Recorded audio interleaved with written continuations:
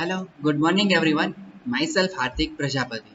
I warmly welcome to you from Sri Shivsha College of Commerce, Management and Computer Education. Chal, today our subject is Principle of Macroeconomics. Our department is BCom SEM 3.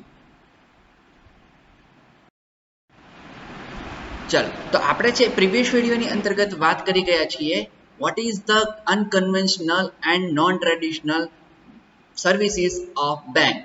તો એના related આપણે 1 2 3 4 5 and 6 તો 6 number function has a of customers, તો એની આપણે ચર્ચા કરી ગયા છીએ. તો આપણે છે આજના લેક્ચરની અંતર્ગત આપણે સ્ટાર્ટ કરીશું નંબર 7 થી the function of under writing. ત્યાંથી આપણે ચાલુ કરીએ છીએ જે અનકન્વેન્શનલ અને નોન ટ્રેડિશનલ ફંક્શન્સ છે તેની વાત આપણે ત્યાંથી કરીએ છીએ. ઓકે, ચાલ તો સ્ટાર્ટ કરીએ. આ પણ એ જ ફંક્શન છે જેને આપણે આ વિડીયોની અંદર કવર કરવાના છે, તો કે 15 ATM સર્વિસ સુધી. ઓકે, ચાલો 7 નંબરનું ફંક્શન છે ત્યાંથી સ્ટાર્ટ કરીએ. તો કે યસ, ચાલો ધ ફંક્શન હાઝ ધ અંડરરાઇટર. તો અંડરરાઇટર શું છે અને આ ફંક્શન શું હોય છે એની ચર્ચા કરીએ. Commercial banks underwrite semi government.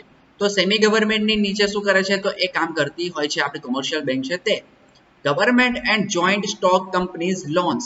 અને આ છે ગવર્મેન્ટની લોન અને જોઈન્ટ સ્ટોક એક્સચેન્જની કંપની લોન છે તેને in India commercial banks provide service as a banker to local self government institute. એટલે કે જે સેલ્ફ ગવર્મેન્ટ ઇન્સ્ટિટ્યૂટ છે લોકલ, જે એક રૂરલ એરિયા ઉપર યા અર્બન એરિયા ઉપર વર્ક કરે છે તેને કોમર્શિયલ બેંક છે એ એઝ અ બેન્કર તરીકે પોતાની સર્વિસ પ્રોવાઈડ કરાવે છે. Institution providing public utility service. તો પબ્લિક યુટિલિટી સર્વિસ પ્રોવાઈડ કરે છે, કોર્પોરેશન આપે છે and companies they help in payments of loans. અને આ કંપનીને પેમેન્ટ માટે લોનના પેમેન્ટ માટે પણ પ્રોવાઈડ આપણે બેંક છે એ સર્વિસ પ્રોવાઈડ કરતી હોય છે. And subscription ETC by underwriting. એટલે કે અંડરરાઇટિંગ દ્વારા આ કરવામાં આવતું હોય છે, આવી સર્વિસ પ્રોવાઈડ કરવામાં આવતી હોય છે. When capital does not come from the people. એટલે કે જે પીપલ છે કસ્ટમર છે એની પાસેથી જ્યારે પૈસા ન આવતા હોય ત્યારે bank loan and underwriting help them very much. અને જ્યારે બેંકમાં પૈસા જે કસ્ટમર દ્વારા જમા ન થતા હોય ત્યારે તેને બેંક લોન અને અંડરરાઇટિંગ દ્વારા બેંકને સારી એવી ઇન્કમ મળી રહે છે. ઓકે, તો શું છે ફંક્શન ઓફ અંડરરાઇટર? તો અંડરરાઇટરનું ફંક્શન એવું છે કે એ તો કે કંપનીને એટલે કે જે લોકલ ગવર્મેન્ટ ઇન્સ્ટિટ્યૂટ છે તેને પોતાની સર્વિસ પ્રોવાઈડ કરે છે અને એના આધારે લોન આપે છે. અને આ લોન છે કે આ જે પણ પેમેન્ટ મળે છે ત્યાંથી એને તો કે રિફંડમાં સામે પેમેન્ટ મળી રહે છે. એટલે કે જ્યારે કસ્ટમર દ્વારા કોઈ ટ્રાન્ઝેક્શન ન થતા હોય બેંકમાં ત્યારે તો એ બેંકને ઇન્કમ ત્યારે બેંક લોન અને અંડરરાઇટિંગ દ્વારા મળી રહે છે. અને આ છે એ ગવર્મેન્ટને આપવામાં આવતી લોન છે જે અંડરરાઇટર દ્વારા આપવામાં આવે છે. ઓકે, સમજાય છે? નંબર 7 પોઈન્ટ છે આપણો સર્વિસ છે ફંક્શન્સ છે તે. ચાલો નેક્સ્ટ વાત કરીએ આપણે. Number 8 advice regarding investment. એટલે કે હવે આપણને આ બેંક છે એ શું કરે છે તો એડવાઇસ રિગાર્ડિંગ ઇન્વેસ્ટમેન્ટ, તમારે ઇન્વેસ્ટમેન્ટ ક્યાં કરવું એના રિલેટેડ તમને એડવાઇસ સલાહ સૂચનો આપતો હોય છે. તો ચાલો તો એની ચર્ચા કરીએ આપણે. Commercial banks guide people in making investment. Commercial bank છે તે ઇન્વેસ્ટમેન્ટ માટે એમને ગાઈડ કરે છે, એને સલાહ સૂચનો પ્રદાન કરે છે. ઇન ધીસ રિસ્પેક્ટ, અને એવી જ રીતના they get the help of the share broker.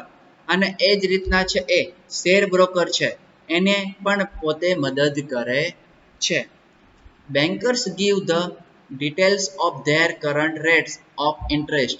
Banker છે તે પોતાના જે કરંટ રેટ ચાલે છે ઇન્ટરેસ્ટના તે આપતો હોય છે, તેમની માહિતી આપતા હોય છે.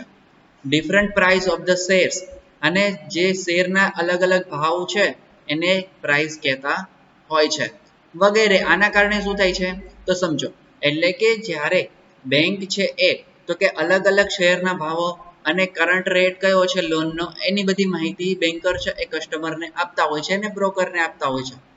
એના કારણે બેંકને શું થશે તો બેંકને પણ ફાયદો થશે અને સામે તો જે શેર હોલ્ડર છે એને શેર વિશેની માહિતી ડિટેલ મળી રહેશે. એટલે કે આ શેર છે અત્યારે અપ જઈ રહ્યો છે તો તમે આમાં રોકાણ કરી શકો છો.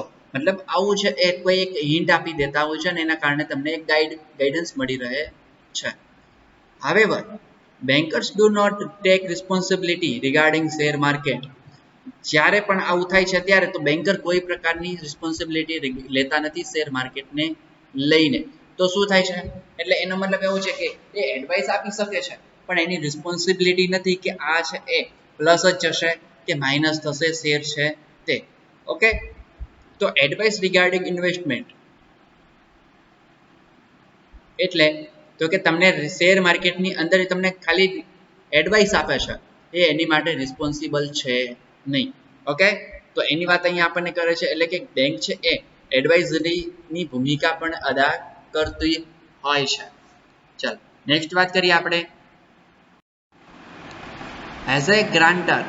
તો શું કે છે sorry as a guarantor.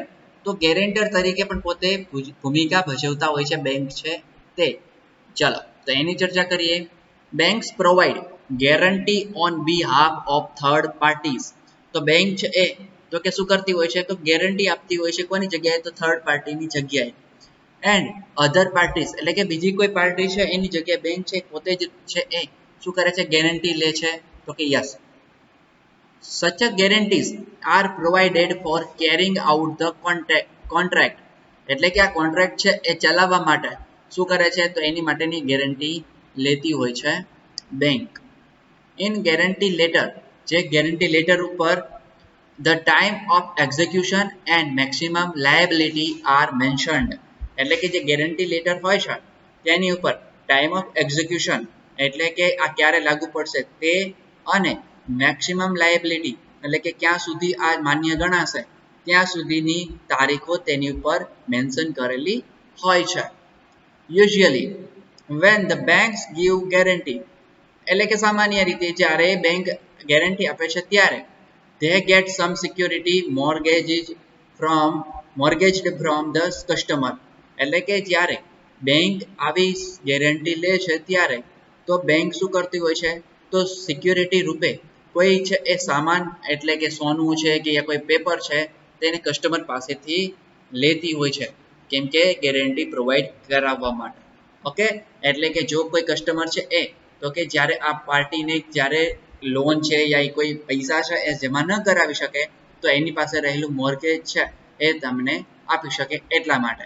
Okay, તો આ છે એ આવી રીતના પણ પોતાની ભૂમિકા અદા કરતી હોય છે બેંક એઝ એ ગેરેન્ટર. સમજાય? ચાલો આને છે એ શોર્ટ ફોર્મની અંદર ભાઈ તમે નોટ્સ લખી લેવાની છે. બધી નોટ્સ બનાવશો તો એ બહુ યુઝફુલ થશે. બધું જ લખવું કે બધું વાંચવું જરૂરી હોતું નથી. અમુક જે મેઇન પોઈન્ટ છે એને તમે કવર અપ કરી જાઓ તો જ એ સારી રીતના પછી તમે એને એક્ઝામની અંદર લખી શકશો. ઓકે, ચાલો નંબર 10 ની વાત કરીએ.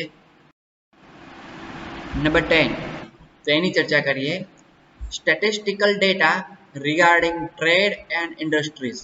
તો હવે જે સ્ટેટિસ્ટિકલ ડેટા આપે છે એ ટ્રેડ એટલે કે વેપારને લઈને અને ઇન્ડસ્ટ્રીઝને લઈને. તો એની ચર્ચા કરીએ. Some banks publish statistical data regarding trade. કેટલીક બેંક છે તે સ્ટેટિસ્ટિકલ ડેટા પોતાનો આપતી હોય છે ટ્રેડ અને ઇન્ડસ્ટ્રીઝને લઈને. And publish has the journals or bulletin. એટલે કે જે સ્ટેટિસ્ટિકલ ડેટા છે તે બુલેટિન કરવામાં આવે છે એટલે કે જનરલ્સ એને લેખ છપાવવામાં આવે છે પેપરની અંદર ન્યૂઝપેપરની અંદર યા એને એક લેટર પેમ્પલેટ ઉપર એને આપવામાં આવતું હોય છે. Such a data provide information about this important sector of the country's economy. અને આ જે ડેટા છે એ ખરેખર સારી રીતના પોતાનો ડેટા છે એ જે કન્ટ્રીની ઇકોનોમી છે એને લઈને આવેલો ડેટા આપતી હોય છે આપણી બેંકો. એટલે આનું કારણ શું છે તો એના મતલબ એવો છે કે તમને જે અત્યારે કરંટ ઇકોનોમી છે એને લઈને તે પોતે સ્ટેટિસ્ટિકલ ડેટા છે કઈ બેંકનો તેટલો જાહેર કરતી હોય છે. અને એનાથી શું થશે તો એનાથી કસ્ટમરને એના રિલેટેડ મતલબ કંપનીને લઈને કે એમાં ઇન્વેસ્ટમેન્ટ કરવું જોઈએ અને કઈ રીતના એમાં આગળ વધવું જોઈએ એની સાથે ફ્યુચર શું છે તમારી કંપનીની સાથેનું એ બધી માહિતી એમને ઉપલબ્ધ કરાવે છે કસ્ટમરને. ઓકે, તો બેંક છે આવી રીતના પણ પોતાનો ડેટા છે એ statistical data regarding trade and industries release કરતી હોય છે યા પબ્લિશ કરતી હોય છે. ઓકે, ચાલો તો અહીંયા થઈ વાત આપણા 10 નંબરની. હવે નેક્સ્ટ વાત કરીએ આપણા 11 નંબર. ચલો, ઇસ્યુઇંગ પાર્ટિસિપેટિંગ સર્ટિફિકેટ એટલે કે પાર્ટિસિપેટિંગ સર્ટિફિકેટ પણ ઇસ્યુ કરાવે છે આપણી બેંક છે તે, એની પણ એક આવું ફંક્શન છે. હવે એની ચર્ચા કરીએ. કયું ફંક્શન છે એવું? તો foreign banks in India have started participating certificate scheme for those who make short time investment. Sorry, यहाँ વેસ્ટમેન્ટ નહીં, यहाँ ઇન્વેસ્ટમેન્ટ છે. ચાલ, તો ઇન્વેસ્ટમેન્ટ થોડા ટૂંકા ગાળાના ઇન્વેસ્ટમેન્ટ કરવા માટેના જે પણ કસ્ટમર છે એની માટે ફોરેન બેંક ઇન ઇન્ડિયા એટલે શું? તો કે એના અંતર્ગત છે એ ઇસ્યુઇંગ પાર્ટિસિપેટ સર્ટિફિકેટ આપતી હોય છે. This is known as P certificate. Okay, જેને આપણે P સર્ટિફિકેટ તરીકે પણ ઓળખીએ છીએ. It can be cold deposit certificate, જેને આપણે બીજી રીતના ડિપોઝિટ સર્ટિફિકેટ તરીકે પણ ઓળખતા હોઈએ છીએ. National city bank of New York had started this deposit certificate scheme to develop its business abroad. એટલે કે national city bank of New York છે તેમણે એબ્રોડની અંદર વિદેશમાં પોતાનો વેપાર બિઝનેસને વધારો કરાવવા માટે એમણે આવી સ્કીમ છે એ શરૂ કરેલી હતી. In India national city bank American express also issue P certificate. એટલે કે ભારતની અંદર નેશનલ સિટી બેંક અને અમેરિકન એક્સપ્રેસ જે બેંક છે તે પી સર્ટિફિકેટ ઇસ્યુ કરાવે છે. ભાઈ, તો તમને એમ થાય કે પી સર્ટિફિકેટ એટલે શું? તો ચાલ એની ચર્ચા કરીએ કે પી સર્ટિફિકેટ છે ને એ એવું સર્ટિફિકેટ છે કે જે તમે વિદેશની અંદર રહેલી કોઈ કંપનીની અંદર તમે અહીંથી બેઠા બેઠા આપણે તેની અંદર રોકાણ કરી શકીએ, ઇન્વેસ્ટમેન્ટ કરી શકીએ. જે કેવું હશે? શોર્ટ ટાઈમ ઇન્વેસ્ટમેન્ટ હશે, જેની માટે મારે પી સર્ટિફિકેટ લેવું જરૂરી છે. તો આવી રીતના નેશનલ સિટી બેંક અને અમેરિકન એક્સપ્રેસ છે તે પોતાની ભારતની અંદર આવી રીતના ચલાવે છે, પી સર્ટિફિકેટ ઇસ્યુ કરાવે છે. ઓકે, ચાલ નેક્સ્ટ વાત કરીએ. This is a credit instrument originating from mortgage loans. તો આ છે એ ક્રેડિટ ઇન્સ્ટ્રુમેન્ટ તરીકે કામ કરે છે મોર્ગેજ લોન માટે. This instrument is placed in the market for sale as a certain rate of interest. તો શું કહે છે? તો આ માર્કેટની અંદર આવ્યું એનું મેઇન કારણ એક જ છે કે જે અત્યારનો રેટ છે એને સેલ કરાવવા માટે. ચલો, important sector of the countries economy, જે અત્યારે ભારતની અંદર 66 important sector of countries economy અંદર છે તે હેલ્પ ઇઝ ટર્નિંગ પોલિસી. અને આવા જે સેક્ટર છે એની અંતર્ગત ભારતના છે એ શું કરે છે? તો પી નોટ્સ છે, પી સર્ટિફિકેટ્સ, તે એને પોલિસીને ચેન્જ કરાવવા માટે આનું ખૂબ જ મહત્વ રહેલું છે આપણા ઇસ્યુઇંગ પાર્ટિસિપેટ સર્ટિફિકેટ એટલે કે પી સર્ટિફિકેટનું. ઓકે, ચાલો નેક્સ્ટ ચર્ચા કરીએ આપણે. નંબર 12 મર્ચન્ટ બેન્કિંગ એટલે કે મર્ચન્ટ બેન્કિંગ તરીકે પણ આ પોતાની ભૂમિકા અદા કરતું હોય છે. તો કે યસ, ચાલો એની ચર્ચા કરીએ. In India state bank of India had started merchant banking. ભારતની અંદર સ્ટેટ બેંક ઓફ ઇન્ડિયા છે તેમણે પોતાનું મર્ચન્ટ બેન્કિંગ છે એ સ્ટાર્ટ કર્યું છે. Merchant banking means service provide to industrial firms. એટલે કે મર્ચન્ટ બેન્કિંગ એટલે એવી બેન્કિંગ જે ઇન્ડસ્ટ્રીઝને પોતાની સર્વિસ પ્રોવાઈડ કરે છે અને કોમર્શિયલ ફર્મ્સ છે એને એક્સક્લુડિંગ બેન્કિંગ એટલે કે ઇન્ડસ્ટ્રીયલ સેક્ટર અને કોમર્શિયલ ફર્મ એટલે કે ઇન્ડસ્ટ્રીયલ ફર્મ અને કોમર્શિયલ ફર્મ છે તેને બેન્કિંગની સાથે સાથે સર્વિસ પ્રોવાઈડ કરાવે છે આપણી merchant bank. Commercial banks have a separate unit for merchant banking. એટલે કે કોમર્શિયલ બેંકની અંદર મર્ચન્ટ બેન્કિંગ માટે અલગ એક સેક્શન આખું હોય છે. ઇટ પ્રોવાઇડ્સ ધ એડવાઇસ, તે એડવાઇસ પ્રોવાઈડ કરે છે, સલાહ સૂચનો આપે છે. And aid to enter renews and new industries એટલે કે એ નવી આવેલી કંપનીઓ છે એને વિશે માહિતી પણ આપે છે. ઇટ એડવાઇસીસ ધેમ રિગાર્ડિંગ એક્સપેન્શન એટલે કે તે એડવાઇસ આપે છે રિગાર્ડિંગ એક્સપેન્શન એટલે કે જ્યારે તમારે ઇન્ડસ્ટ્રીઝની અંદર વધારો કરવો હોય એટલે કે તમારી ઇન્ડસ્ટ્રીઝની યુનિટ એક હોય તો એના 2 યુનિટમાં અથવા 2 શેડમાં તમારે તબદીલ કરવી હોય તો એની માટે તમને એડવાઇસ પ્રોવાઈડ કરાવે છે. એન્ડ ડાયવર્સિફિકેશન ઓફ બિઝનેસ એટલે કે બિઝનેસને ડાયવર્સિફિકેશન એટલે યોગ્ય રાહમાં એટલે કે યોગ્ય વે મળવો જોઈએ, જે રસ્તો મળવો જોઈએ એની તરફ એ આગળ ડેવલપમેન્ટ માટે ના તમને શું કરે છે તો છે એ તમને એડવાઇસ પ્રોવાઈડ કરે છે આપણી બેંક છે તે. ઓકે, ચાલો નેક્સ્ટ વાત કરીએ આપણે. It get a section of the government from the beginning of the project. તો એમ કે છે આ છે એ શરૂઆતના પ્રોજેક્ટમાં આ છે એ ગવર્મેન્ટનું એક સેક્શન રહી હતી. It's and it also prepares the survey of the market. એ માત્ર શરૂઆતના સમયની અંદર શું થતું તો કે માત્ર ગવર્મેન્ટના સેક્શન તરીકે કામ ભજવતી હતી, પણ હવે એ છે એ શું કરે છે તો સર્વે પણ કરે છે માર્કેટનો, તો કે યસ એટલે કે માર્કેટનો સર્વે પણ હવે કરે છે. It advice regarding the size of the plant.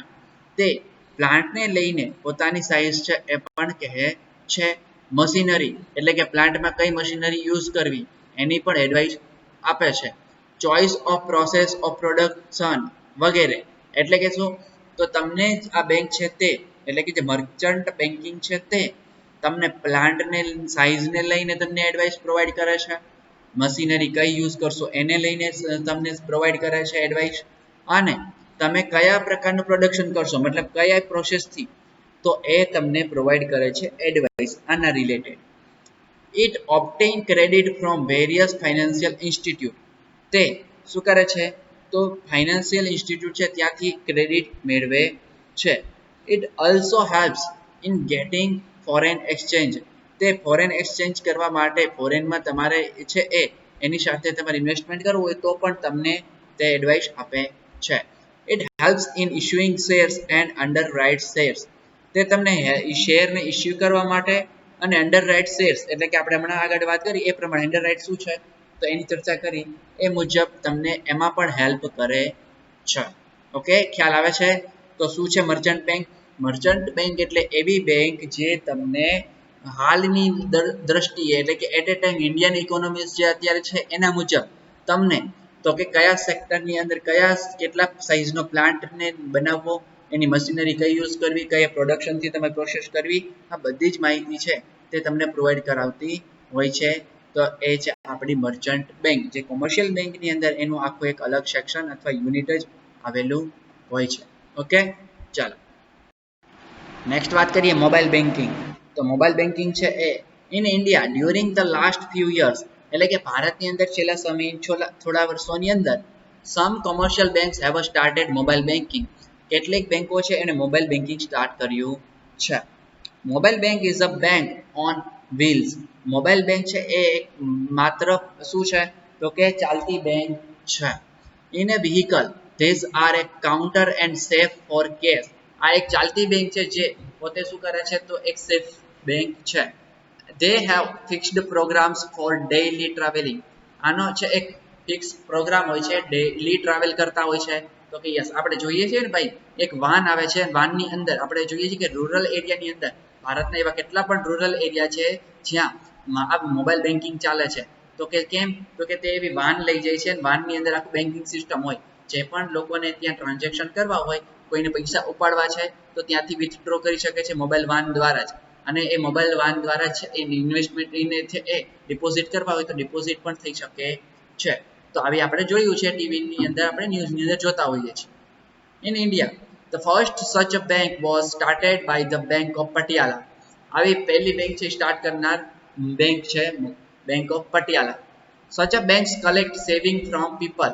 આ એવી બેંક છે જે શું કરે છે સેવિંગ કરે છે, કલેક્ટ કરે છે પોતાની બચત છે તેને. It has a succeeded in providing credit. એ પોતે ક્રેડિટ પ્રોવાઈડ પણ કરે છે, એમાં પણ સફળતા મેળવી છે. However, it has not developed fully in India due to lack of good roads. આ આખા ઇન્ડિયાની અંદર આ લાગુ પડી શકી નથી કેમ કે રોડ રસ્તાઓ અમુક એ રૂરલ એરિયા એવા છે જ્યાં પહોંચી શકવું બહુ હજી પણ અઘરું છે. એન્ડ લેક ઓફ સિક્યુરિટી એટલે કે સિક્યુરિટીની એક શું થાય છે પ્રોબ્લેમ થાય છે, મતલબ છે એ વાનની અંદર લઈ જતા હોય અને એની અંદર છે એ કે ક્રેડિટ હશે તો શું થશે તો વચમાં છે એ તો કે ત્યાં છે એ ચોરી થવાની પણ શક્યતાઓ છે. એટલે કે ભારતની અંદર આવા પ્રોબ્લેમના કારણે આ એટલું બધું ડેવલપમેન્ટ થઈ શક્યું નથી મોબાઈલ બેન્કિંગ. ઓકે, ચાલો નેક્સ્ટ વાત કરીએ. Number 40 teller machine. તો ટેલર સિસ્ટમ યા ટેલર મશીનની વાત કરીએ, this is a new system for the payment of cheques. આ ચેક પેમેન્ટ માટેની નવી સિસ્ટમ છે. અંડર ધીસ સ્કીમ, આ સ્કીમ મુજબ the customer gets money immediately for cheque of small amount. એટલે કે નાની રકમનો ચેક દ્વારા મની જલ્દી મળી રહે છે. They do not have to wait for a long. તેમને રાહ જોવી પડતી નથી. Teller system has been introduced in some selected branches of bank. તો ભારતની અંદર ટેલર સિસ્ટમ છે એ થોડાક એરિયાની અંદર જ શું થઈ છે, થોડીક બ્રાન્ચો છે એની અંદર જ ચાલુ થઈ છે. એ banks in selected cities only, જે લિમિટેડ જે નક્કી કરેલી સિટી છે એની અંદર જ એની ઉપલબ્ધતા હાલ છે. ઓકે, ચાલો 14 નંબર ટેલર સિસ્ટમ પૂરી થઈ છે. હવે નંબર વાત કરીએ 15 એટીએમ સર્વિસીસ. તો આપણે બધા જ વાકેફ છીએ એટીએમ સર્વિસ છે તેનાથી. Okay, ATM means automatic teller machine. આપણે બધા યુઝ કરીએ છીએ ડેઈલી. ચાલો, people often refer to it as any time money. તો આપણે એને ક્યારેક એની ટાઈમ મની તરીકે પણ ઓળખાવતા હોઈએ છીએ, પણ રિયલ નામ એનું છે ઓટોમેટિક ટેલર મશીન. ચાલો, ATM card is issued to the customer. ATM card છે કસ્ટમરને શું કરવામાં છે, ઇસ્યુ કરવામાં આવે છે. તો કે યસ. ચાલો, એની અંદર who can insert it into the machine. એટલે કે જે વ્યક્તિ જે આ છે કાર્ડ આપવામાં આવે છે કસ્ટમરને, તેને મશીનની અંદર ઇન્સર્ટ કરાવવાનું હોય છે. and get money immediately. અને તેમને જલ્દી મની મળી રહે છે. it is fully computerized. આ એક આખી કોમ્પ્યુટરાઇઝ્ડ સિસ્ટમ હોય છે. here no checkbooks or passbooks are required. ત્યાં ચેકબુક કે પાસબુકની કોઈ જ જરૂર પડતી નથી. The ATM holder can get his money and where is in country at any from ATM booth. શું કહે છે એ દુનિયા સોરી ભારતની અંદર કોઈ પણ છેડા ઉપર હશે તો એ પૈસા ત્યાંથી એટીએમ દ્વારા મેળવી શકે છે. તો કે યસ, આપણે આ વસ્તુ ડેઈલી રૂટીન લાઈફની અંદર એટીએમ સર્વિસનો યુઝ કરીએ છીએ, એટલે એના ઉપર વધારે ચર્ચા કરવાની કાંઈ જ જરૂર છે નહીં. ઓકે, ચાલો આપણા અંદર નેક્સ્ટ આ 15 ને 15 ટોપિક છે જે સર્વિસના, સમજે બેંક કઈ કઈ સર્વિસ પ્રોવાઈડ કરાવે છે એની આપણે અહીંયા ચર્ચા કરી. ઓકે, ચાલો તો અહીંયા છે એ પછી હવે કરીશું આપણે નવા લેક્ચરની અંદર, નવા વિડીયોની અંદર ફરીવાર મળીશું. તો કે યસ, અને ત્યારે છે આપણે નવા ચેપ્ટરને સ્ટાર્ટ કરીશું. અહીંયા આ ચેપ્ટર છે પૂરું થઈ જાય છે. તો કે યસ, અને આપણે ફરીવાર મળીશું નવા લેક્ચરની અંદર નવા વિડીયોની સાથે new chapter. Okay, thank you very much.